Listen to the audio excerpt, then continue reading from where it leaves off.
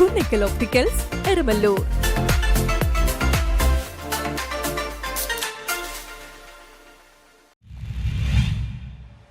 Social welfare അസോസിയേഷന്റെ 4ാമത് അഖില കേരള വോളിബോൾ ടൂർണമെന്റ് സമാപിച്ചു. സോഷ്യൽ വെൽഫെയർ അസോസിയേഷന്റെ 4ാമത് അഖില Kerala football floodlight championship tournament സമാപിച്ചു. വനിതാ വിഭാഗത്തിൽ ഫൈനൽ മത്സരത്തിൽ saint Xavier Aluva CG sports ക്ലബ്ബും തമ്മിലുള്ള ഫൈനൽ മത്സരത്തിൽ CG സ്പോർട്സ് ക്ലബ്ബ് ചേർത്തല വിജയികളായി. പുരുഷ വിഭാഗത്തിൽ മദർ കേറ്ററിംഗ് മാളയും ജോലി ഫ്രണ്ട്സ് അക്കാദമി അങ്കമാലിയും തമ്മിലുള്ള ഫൈനൽ മത്സരത്തിൽ മദർ കേറ്ററിംഗ് മാള വിജയികളായി.